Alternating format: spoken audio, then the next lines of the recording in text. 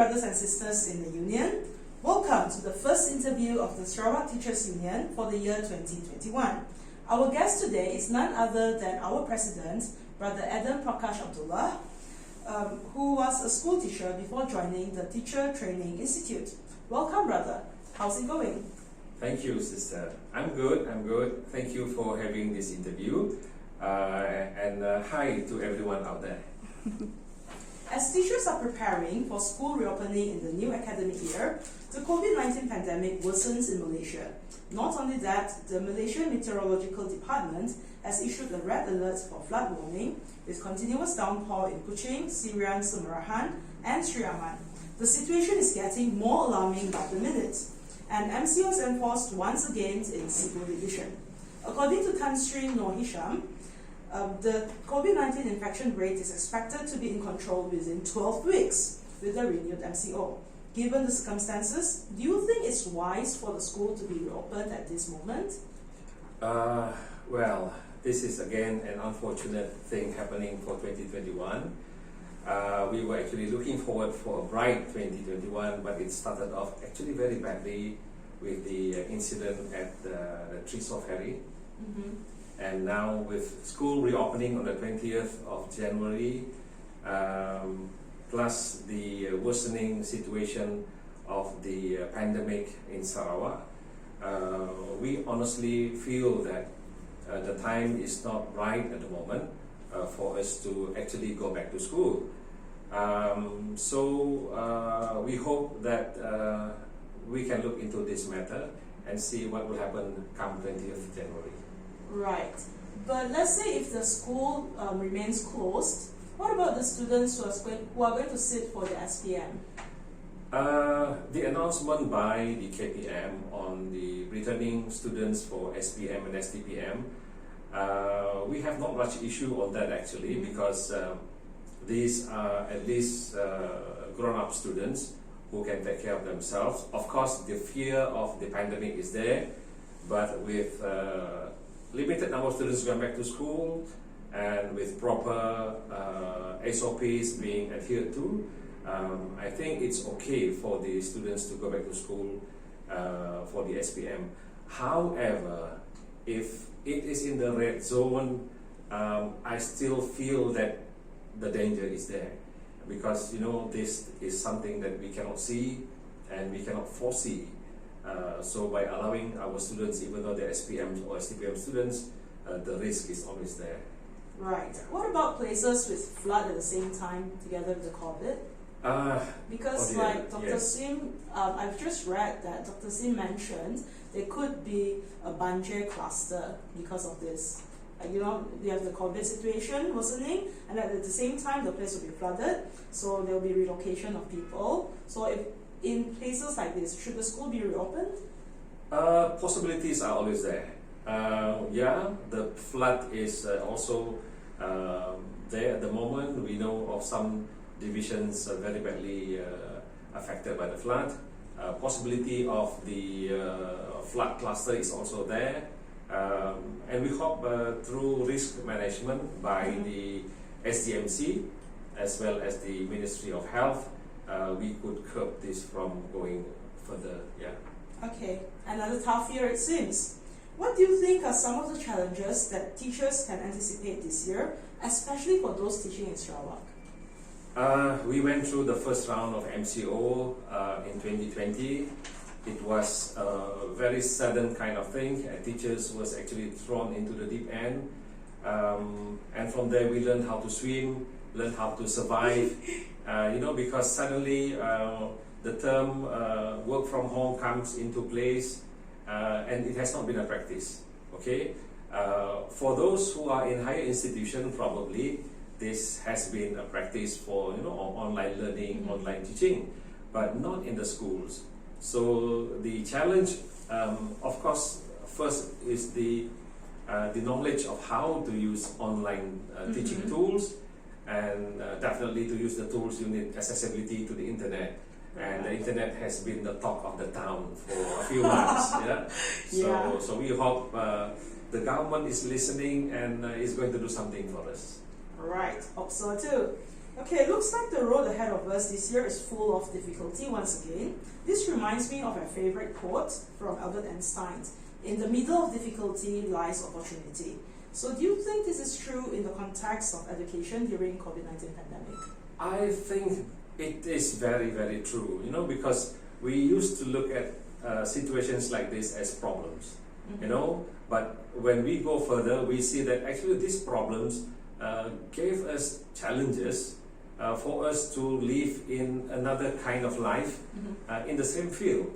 For example, the normal classroom teaching, the talk and talk, the activities in the classroom, versus the online teaching and learning. Teachers have to be creative,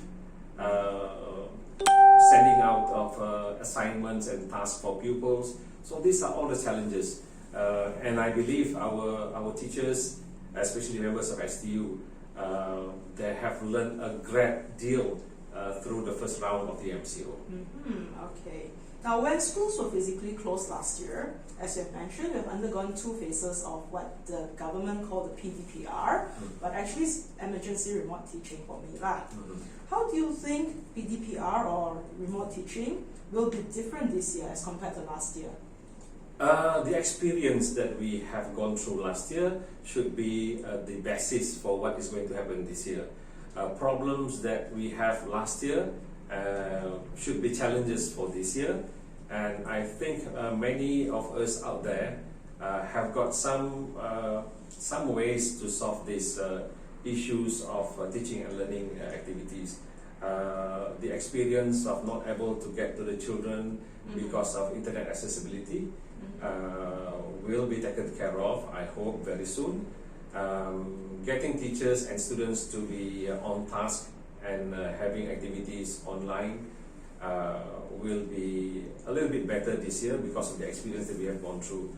And I'm sure as we proceed towards the end of last year, many programs, especially on training of on the internet tools, have been conducted in many schools, divisions, and at even PPD levels.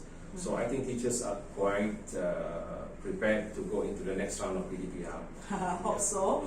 Perhaps the teachers are prepared to go into the next round of PDPR, but what about the students? Because from last year's experience, some students actually do not like to do online teaching because they felt, online learning, because they felt that they could not focus. And then as teachers, you could not actually ask the students to switch on their webcam all the time because it eats up a lot of the data. And some students do not actually have a proper camera, or some of them are too embarrassed to show the background of their house and so on. So how do you think we could overcome this problem? As teachers, when your students do not want to go for online classes. Yeah, you're right there.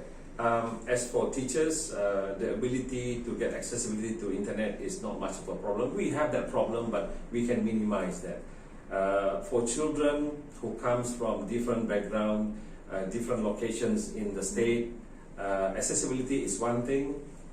Even though they have accessibility, the social standing of the family might be a problem because purchasing data can be quite expensive. As you have mentioned, they might not be able to turn on the online camera and do video, Google Meet, and so on.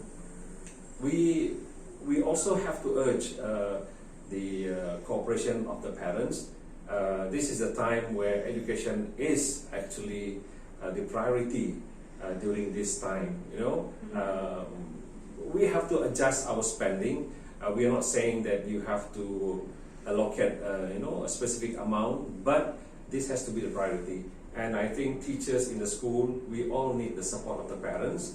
And of course, we can call out to the government, but while waiting for the government to assist us, we as teachers and parents out there will have to think of ways and means to assist our children.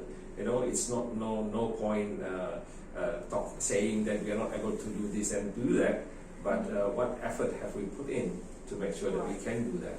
Right. Yeah. So what are your advice for teachers out there, especially our members, who cannot access to their students no matter what they do? For example, they could have called the parents' numbers as registered in the school database system, but somehow they could not reach to the students. So what would your advice be for these teachers? Okay, I believe through the experience last year, and there was a period of time where children goes back to school. They went back to school, and teachers are preparing for actually this coming MCO. Correct. Somehow or other, teachers have prepared handouts, handouts, prepared lessons, and of course, looking at location again, the geographical situation in Sarawak, there are students who will not be able to get to teachers online, but we will minimize that if we, our members, our teachers out there, have done the necessary preparation last year, or even towards the early of this year. With that kind of preparation, maybe we have packets to be given out or to send out, not by the teachers, but by whoever, just like the food panda. It's just like that. Yeah, maybe we can have homework panda. Correct, yes. Yeah, alright. Hope we can have somebody who will offer that sort of service. Yeah, we hope so. Yeah, but for, let's say if there's flood as well at the same time, how would they be able to get all these packages? Is there any ways and means I can think of? Just a short while ago, I was viewing a short video of our teacher who has to, walk through flood going to the school. And as I was watching, I feel the pain, because walking through the flood water is one thing that he has to think about. The danger that can happen to him as he walks through that flood area is another. And who is going to be responsible for this teacher? Okay, that's the question. So accessibility during flood is something that the government has to take seriously into account. You see, people are saying it has never been like this before. It's now happening. There has never been COVID-19 before. It's now happening. True. So I think the government has to take a step forward. We have to be forward thinking. With the pandemic around, we have to get, the think tank group. Think of what is going to happen. Think out of the box. Think the abnormal things that could happen. Abnormal. Because it's there. That is going to happen. We do not believe that we're going to have schooling at home. Correct. I used to talk about, with my previous supervisor in my university, talking about homeschooling in Malaysia, and he laughed at me saying it's not applicable in Malaysia. Not everyone has to do it, right? It's happening now. Correct. It's actually happening now. Yeah. Now, do you have any other advice for our members out there who are anxiously waiting for the news on school reopening? Sarawak Teachers Union, we have been over the past weeks having consultation with the JPN Sarawak, putting forward our worries for the children going back to school, for the teachers going back to school, especially for the red zone area. And as like for today, there are areas which has been declared the MCO area. Yeah, so we have been talking to the authorities for the past few weeks. I've been making press releases for the past few weeks, and even today I sent out another press release urging the SDMC to take another positive attitude towards education in the state by not saying that education is under the jurisdiction of the federal government. We know that. Yeah, we know that. But the coronavirus does not know who belongs to federal and who belongs to state. So I believe probably today we will get some good news, and I hope the Ministry of Education listen to us.